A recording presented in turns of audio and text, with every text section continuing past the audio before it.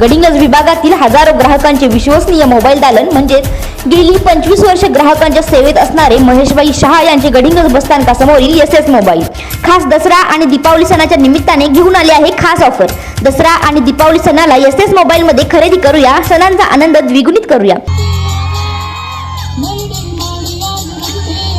कागल गडिंग्लज उत्तूर विधानसभेच्या इतिहासामध्ये पहिल्यांदा 3 गट एकत्र येतात। मुश्रीफ साहेबांना 3 गट एकत्र आणावे का लागतात? एवढं काय या समरजी घाडगेचं आहे का? या परिवर्तनची एवढी काय धस्ती घेतली की तुम्हाला 3 गट एकत्र आणावे लागतात? विकासाची भाषणं कमी आणि माझ्यावर टीका टिप्पणीची भाषणं जास्त आहे। मी काय म्हणतोय, तुमच्याकडे 3 गट आहे, महायुतीची ताकद आहे, ही सगळी असताना माझी दखल पण घ्यायची काय गरज आहे? माझी प्रेरणा स्वर्गीय मंडलिक साहेब आहेत, कारण त्यांच्या वेळी पण सगळी एक होती तरी पण निकाल त्यांच्या बाजूनी लागला।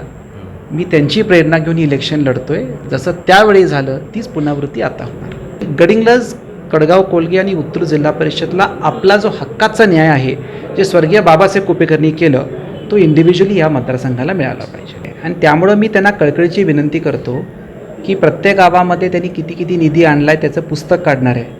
101% प्लीज ते पुस्तक काढा, ते स्वतः पुस्तक मी वाटणार आहे। याच्यामध्ये 3 वेळा तर त्यांनी 3 वे फाईट करून घेतली, त्याच्यामध्ये मतं डिवाईड झाली आणि राहिलेल्या 2 वेळा माझं मत आहे की ज्या काय फाईट झाल्या त्या फार घासून झाल्या। असं काय मुश्रीफ साहेब स्ट्रेट फाईटमध्ये काही 15-20 हजार मतांनी निवडून आले नाही आहेत, हे घासून त्या फाईट झालेल्या आहेत। नवा पक्ष, नवा विचार, नवा वस्तात, नवा संकल्प घेऊन येणाऱ्या विधानसभेला तुम्ही सामोरे जातात। कसं वाटते? नवा पक्ष आहे, नवा वस्तात आपल्यासोबत आहे आणि नवीन लढाई आहे आपल्यासाठी। लढाई काय नवीन नाही आहे, लढाई तीच आहे, फक्त त्याच्यामध्ये आता एक काम करताना आणखीन ऊर्जा मिळालेली आहे। हा निर्णय घेतल्यापासून आदरणीय शरदचंद्र पवार साहेबांच्या नेतृत्वाखाली आपण आता काम करतो आहे आणि लोकांचा प्रतिसाद चांगला आहे। आता आपण जेव्हा इंटरव्ह्यू घेताय आपण बघितले की किती लोक आज भेटायला इच्छुक आहेत आणि लोक या परिवर्तनामध्ये सहभागी व्हायला लागले आहेत। माझा जो कॉन्फिडन्स आहे हा की मी निवडून किती येणार ह्याच्यापेक्षा कागल गडिंग्लज उत्तूरच्या लोकांना या परिवर्तनावर विश्वास आता बसायला लागला आहे आणि लोकच ही इलेक्शन आपल्या हातात घ्यायला लागली आहे। ह्याच्याबद्दल मला प्रचंड आनंद वाटतो आणि अभिमानी वाटतो। गत विधानसभा निवडणुकीमध्ये राजा आपण अपक्ष लढलेला होता, आता पक्षाकडून लढताय, दोन्हीमध्ये खूप फरक आहे। कसं वाटते? पक्षाचं चिन्ह घेऊन तुम्ही सामोरं जाताय, ते वाटते विधानसभेला काय होईल? कुठल्याही इलेक्शनमध्ये मी नेहमी कॉन्फिडन्सनी जातो। अपक्ष पण लढलो तर पूर्ण कॉन्फिडन्सनी गेलो, पण तेव्हा बऱ्याच गोष्टी, चिन्ह उशिरा मिळणं, बऱ्याच लोकांनी जे पाठिंबा देणार होते ती सगळी थांबली, बराच गोंधळ झाला, मला चिन्ह कधी मिळालं नाही। यावेळी आपल्याला आता तुतारी चिन्हावर आपण इलेक्शन लढवतोय आणि त्याच्यामुळं चिन्ह घेतल्यामुळं लोकांमध्ये प्रचंड कॉन्फिडन्स वाढलेला आहे आणि त्याच्यामुळं आता येत्या काळामध्ये 101% लोक हे स्वतः परिवर्तन घडणार याचा मला विश्वास आहे। आपण लोकशाहीमध्ये आहोत, आपण राजेशाहीत नाही आहोत। संविधानिक पद घेतल्याशिवाय लोकांची कामं करू शकत नाही आणि संविधानिक पद घ्यायचं असेल तर कुठला पक्ष असल्याशिवाय तर आपण इलेक्शन जिंकू शकत नाही। हे इक्वेशन क्लिअर होतं आणि त्यामुळं मी पक्षाला सांगून सगळी भूमिका मांडून मी हा निर्णय घेतला।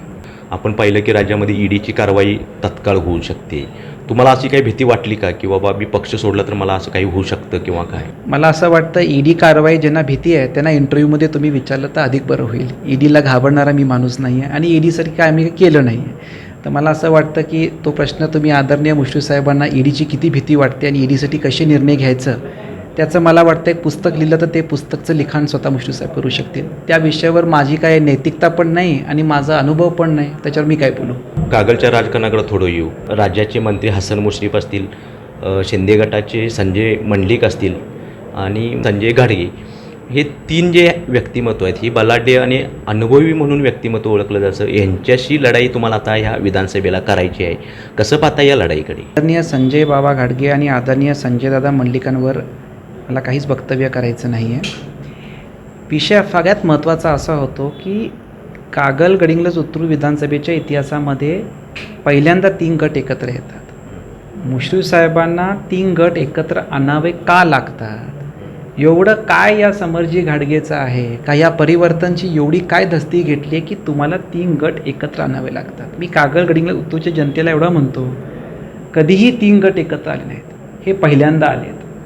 आणि का आलेत, मुश्रीफ साहेबांनी हे करायची आवश्यकता का वाटते, याच्यामध्येच मुश्रीफ साहेबांनी येणाऱ्या परिवर्तनची भीती घेतली आहे हे सिद्ध केलं आहे. गटातटाचंच राजकारण कागलमध्ये आपल्याला पाहायला मिळतं. तुम्ही महाविकास आघाडीमध्ये गेलाय म्हणजे खूप मोठं परिवर्तन होईल अशी आपली अपेक्षा आहे.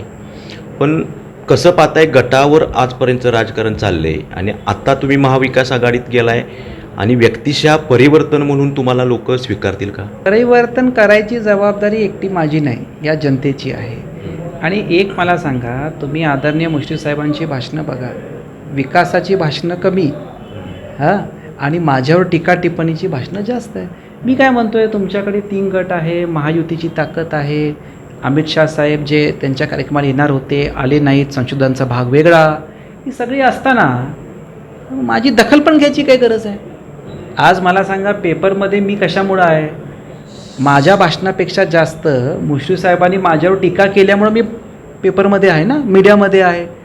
तर काही नाही, तुमच्याकडे सगळे 3 गट आहे, तर एवढं माझं नाव घ्यायची गरज काय आहे? आजपर्यंत गटाचं राजकारण चाललं आहे. व्यक्तिशः समर्जित घाटगे म्हणून, महाविकास आघाडी म्हणून गट तट विसरून जनता किंवा मतदार तुम्हाला स्वीकारतील का? निकाल लागल्यावर आपण परत इंटरव्ह्यू घेऊ, किती जनतेने ह्या परिवर्तनाला स्वीकारलं आणि गटतटच्या राजकारणाच्या पलीकडे जाऊन मतदान केलं. माझी प्रेरणा स्वर्गीय मंडलिक साहेब आहेत, कारण त्यांच्या वेळी पण सगळी एक होती, तरी पण निकाल त्यांच्या बाजूनी लागला. मी त्यांची प्रेरणा घेऊन इलेक्शन लढतोय. जसं त्यावेळी झालं तीच पुनरावृत्ती आता होणार. तर गडिंग्लजचा मोठा प्रश्न जो की MIDCचा, अनेक निवडणुका, लोकसभा असेल, विधानसभा असेल, अनेक निवडणुका झाल्या, पण MIDCची परिस्थिती काही बदलली नाही. उद्योगधंदे आले नाहीत, रोजगारी संपलेली नाही. आपण काय व्हिजन घेऊन या विधानसभेला गडिंग्लज MIDCचा असेल? गडिंग्लज शहर, कडगाव कोलगे जिल्हा परिषद आणि उत्तर जिल्हा परिषद या लोकांचं नेहमी कागल विधानसभेला जोडल्यापासून 2009पासून एक हक्काची नाराजगी होती की सगळं कागलपर्यंत थांबते, आमच्यापर्यंत काही येत नाही. आणि ह्याच्यामध्ये उल्लेख करताना मला माझे प्रेरणास्थान आहेत स्वर्गीय बाबासाहेब कुपेकर, कारण त्यांनी हा मतदारसंघ, मला वाटतं आधी गडिंग्लज मतदारसंघ होता, त्यावेळी हा सगळा भाग त्यांच्याकडे होता. त्यांनी ज्या काही गोष्टी, मला वाटते आता 100 कोटचं हॉस्पिटल त्यांच्या काळामध्ये झालं, त्याची प्रेरणा आम्ही कागलकरांनी घेतली पाहिजे. गडिंग्लज MIDC त्यांनी गॅमॅक कंपनीचं भूमिपूजन केलं होतं, पण दुर्दैवाने हा मतदारसंघ इथं आल्यानंतर ती कंपनीचं पुढे काही झालं नाही. त्यांचं अपूर्ण स्वप्न जे आहे की गडिंग्लज MIDC डेव्हलप व्हायला पाहिजे, त्याच्यासाठी मी स्वतः एक चार्टर्ड अकाउंटंट आहे. येत्या काळामध्ये गडिंग्लज MIDC गोव्याला जाताना ऑन द वे असल्यामुळं आपल्याला ते मार्केट केलं पाहिजे. आणि ते करताना जे कॉर्पोरेट क्लायंट्स आहेत त्यांच्यावर अक्रॉस द टेबल बसून आपल्याला त्यांना कन्व्हिन्स केलं पाहिजे की MIDCमध्ये आल्यानंतर तुम्हाला लॉजिस्टिकली आणि कॉस्ट वाईज तुम्हाला तर फार मोठा बेनिफिट पडेल, हे कन्व्हिन्स करायची कपॅसिटी पाहिजे आणि त्यासाठी वेळ दिलं पाहिजे. आणि त्यासाठी गडिंग्लज MIDC असेल आणि त्याच्या पुढे जाऊन आपल्याला इथं रोजगार निर्मितीच्या अँगलनी जास्तीत जास्त वेळ दिला पाहिजे. गडिंग्लज, कडगाव कोलगे आणि उत्तर जिल्हा परिषदला आपला जो हक्काचा न्याय आहे, जे स्वर्गीय बाबासाहेब कुपेकरनी केलं, तो इंडिव्हिज्युअली या मतदारसंघाला मिळाला पाहिजे. निवडणुका सामोरे आली की नेत्यांची ही अशी आश्वासनं असतात, तुमचं शाश्वत वाटेल असं काय सांगताय जनतेला? गडिंग्लज शहराची हद्दवाढ किती वर्षापासून पेंडिंग होती. माझ्याकडे म्हाडाचं पद असताना काही लोकांना नगरविकास राज्यमंत्रीपद असूनसुद्धा गडिंग्लज हद्दवाढ करता आली नाही. ती 90 दिवसामध्ये ती हद्दवाढ आपण करून आणली. ते पण स्वप्न बाबासाहेब कुपेकर साहेबांचं होतं. त्याच्या पुढे जाऊन सांगतो, आंबेहोल धरण किती वर्षापासून रखडला, बाबासाहेबांचं तो पण स्वप्न, कुपेकर साहेबांचं स्वप्न होतं, ते पण झालं नाही. 227.54 कोटी कुठलंही पद नसताना आपण ते आणलं. तर इलेक्शनच्या तोंडावर मी किती बोलतो आणि संवैधानिक पद नसताना पण मी किती कामं केली, याचा मला वारंवार पुरावा द्यायची आवश्यकता वाटत नाही. जर इलेक्शन आली आणि शब्द द्यायचे असते तर मला वाटतं आता 6व्यांदा शब्द दिला आहे की कागलला IT पार्क येणार.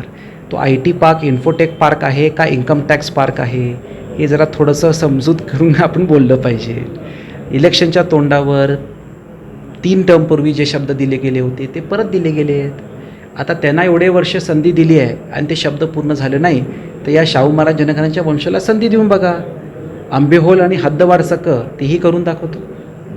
कागल विकासामध्ये नंबर 1 आहे असं बोललं जातं आणि तुमच्या भाषणामधून असं येते की कागल मतदारसंघ तो विकासापासून वंचित आहे किंवा मागे आहे. नेमकं मागे आहे की पुढे आहे? तर ते म्हणतात कागलचा विकास केला. विकास करताना निधी आली, 101% निधी आली. विषय असा आहे की ती निधी रस्त्यात गेली का 2-3 कॉन्ट्रॅक्टरांच्या खिशात गेली, हा संशोधनचा भाग आहे. आणि त्यामुळं मी त्यांना कळकळीची विनंती करतो की प्रत्येक गावामध्ये त्यांनी किती किती निधी आणला आहे त्याचं पुस्तक काढणार आहे. 101% प्लीज ते पुस्तक काढा. ते स्वतः पुस्तक मी वाटणार आहे, कारण एक गावामध्ये त्यांनी वाचलं, लोकांनी वाचलं आणि किती किती निधी आली हे आकडे वाटल्यानंतर त्यांच्या शब्दामध्ये मतदारांचे डोळे पांढरे होतील की नेमकं हे पैसे आले कुठं आणि गेले कुठं. निधी आला, दुमत नाही, पण हा निधी 2-3 कॉन्ट्रॅक्टरांच्या खिशात गेला का विकास कामात गेला, हा संशोधनचा भाग आहे. याच्यामध्ये 3 वेळा तर त्यांनी 3 वे फाईट करून घेतली, त्याच्यामध्ये मतं डिवाईड झाली. आणि राहिलेल्या 2 वेळा माझं मत आहे की ज्या काय फाईट झाल्या त्या फार घासून झाल्या. असं काय मुश्रीफ साहेब स्ट्रेट फाईटमध्ये काही 15-20 हजार मतांनी निवडून आले नाही आहेत. हे घासून त्या फाईट झालेल्या आहेत. त्याच्यामुळे या इलेक्शनला माझं मत आहे की लोक याचं आत्मचिंतन करतील की किती शाश्वत विकास झाला आहे, खरंच झाला आहे का नाही, त्याच्यावर लोक मतदान करतील. महाराष्ट्रामध्ये आपल्या पक्षाचा विस्तार करतेवेळी पश्चिम महाराष्ट्र निवडलं. पश्चिम महाराष्ट्रामध्ये कोल्हापूरमधील कागल निवडलं आणि कागलमध्ये पहिला भूकंप तुमच्या रूपाने केला. आणि आत्ता आपण पाहतोय संपूर्ण महाराष्ट्रभर भूकंप चालू आहे, राष्ट्रवादीमध्ये इनकमिंग चालू आहे. असं का की फक्त कागलमध्ये प्रथम समर्जित घाडगेंनाच का निवडलं? कारण ज्या लोकांना शरदचंद्र पवार साहेबांनी मोठं केलं त्या लोकांना पवारसाहेबांचा विसर पडला. मी नेहमी म्हणतो ही फाईट समरजी गाडगे विरुद्ध हसन मुश्रीफ नाही आहे. ही फाईट म्हणजे निष्ठा विरुद्ध निष्ठेचे सौदागर. ज्या लोकांनी निष्ठेची सौदा केली, संबंधांचा सौदा केला, या लोकांना निष्ठा काय आहे हे पवारसाहेबांना दाखवून द्यायचं आहे. आणि त्यामध्ये मला अभिमान वाटतो की त्यांनी माझी निवड केली आणि त्यांच्या आशीर्वादाने मला खात्री येत्या काळामधला परिवर्तन 100% घडेल. राजे, निष्ठेवर थोडंसं बोलू. निष्ठेविषयी बोलताय तुम्ही देखील भाजपमध्ये होता, आज शरद पवारांच्या गटामध्ये आलेला आहात. जसे की मुश्रीफ साहेबसुद्धा शरद पवार साहेबांच्यावर होते, अजितदादांच्यावर गेले. ह्या निष्ठेतला काय फरक वाटतो, तत्वशा काय फरक वाटतो तुम्हाला? पहिली ती गोष्ट की माझ्या हातामध्ये तिकीट होतं आणि पुढे सत्ता येणार नाही या भीतीपोटी का ईडी भीतीपोटी किंवा एका मंत्रिपदाच्या तुकड्यासाठी मी पळून नाही गेलो. हा सगळ्यात मोठा फरक. त्यांच्या हातामध्ये आदरणीय शरदचंद्र पवार साहेबांचं तिकीट होतं आणि पुढे ईडीच्या भीतीपोटी आणि पुढे पालकमंत्रीच्या सत्तेसाठी त्यांनी आपल्या पवारसाहेबांच्या संबंधांचा सौदा करून ते सौदा, आणि ते हे पहिल्यांदा थोडी गेले. त्यांनी शामराव भिवाजी पाटील साहेबांच्या विश्वासाचा सौदा केला, मग राजेसाहेबांच्या विश्वासाचा सौदा केला, मग मंडलिक साहेबांचा केला आणि कुपेकर साहेबांचा केला. त्यांचा वारसा फार मोठा आहे आणि तेच प्रथा त्यांनी पवार साहेबांवर घ्यायचा प्रयत्न केला. आता ती जरा थोडंसं महागात पडायचं दिसायला लागले. मी माझ्या पक्षश्रेष्ठीच्या सगळ्या लोकांना सांगून, बोलून आणि कल्पना देऊन आलो. तुम्ही देखील निष्ठा क्रॅश करून तुम्ही आलाय, असं नाही का वाटत? 1 वर्षापूर्वी त्यांनी प्रवेश केला. कधी तुम्हाला ऐकायला मिळालं का मी माझ्या नेत्याला बोलून आलो आहे? हे कधी बोलले? मी म्हटल्यानंतर की मी माझ्या नेत्यांना सांगून आले, त्यानंतर ह्यांनी सुरू केले. आणि त्यांनी खरंच त्यांच्या नेत्याला सांगून आले असते तर आज आदरणीय शरदचंद्र पवार साहेब गैबी चौकात येऊन त्यांच्या विरुद्ध भाषण केलं असतं का? काय बोलले पवारसाहेब? अडचणीच्या काळामध्ये जे पळून गेले त्यांना धडा शिकवा. आता मला सांगा, हे एका नेत्याला सांगून आलेले नेता असं कधी भाषण करणार का? आणि ते बोलले, सुप्रियाताई बोलल्या, रोहित पवार बोलले. मी नाही म्हणत आहे. ज्या संबंधांचे त्यांनी सौदे केले तीच लोक आज म्हणायला लागलेत की हे एका रात्रीत पळून आले. मी नाही बोलत आहे, आदरणीय पवारसाहेब म्हणत आहेत. तुमच्या धर्मपत्नी ज्या आहेत, जो काही ऑनलाईन 20 लाखाचा काही ते फ्रॉड झाला किंवा त्यांची फसवणूक करण्यात आली, हा वारंवार अजेंड्यावर येतो विषय. आणि राष्ट्रवादीला तुमच्या धर्मपत्नीशी मदत करायची वेळ येते. नेमकं प्रकरण काय आणि राष्ट्रवादीला काय वेळ येते किंवा ती लोक मदत करायला पाहिजे? महिलांचा मान सन्मान नाही आहे. त्यांना वाटतं की ते माझ्या पत्नीवर बोलल्यानंतर त्याच्यावर मी काहीतरी कमेंट करणार, त्याच्यामुळं तो काही विषय नाही आहे. राहिला प्रश्न तो केस झाल्यानंतर त्याचं स्पष्टीकरण ऑलरेडी आम्ही केलेलं आहे. त्यानंतर मुश्रीफ साहेबांच्या नावाने पण बऱ्याच लोकांनी मुश्रीफ साहेबांच्या नावाने पण 20 लाख रुपये लोकांनी घेतले का नाही? मग त्यांच्यासाठी पण न्याय त्यांनी घ्यावा. त्यानंतर NIAचं खोटं सांगून एका व्यापारीला 80 लाखाचा खड्डा पडला, त्याच्यासाठी पण मुश्रीफ साहेबांनी आंदोलन करावं. सो माझं मत आहे की या गोष्टीबद्दल आम्ही स्पष्टीकरण केलेलं आहे. त्यांना आता माझ्या पत्नीवर टीका करायची आहे, करू दे. ते त्यांना बोलायचं असेल पण माझं मत आहे की मी वैयक्तिक टीका टिप्पणीमध्ये पडत नाही.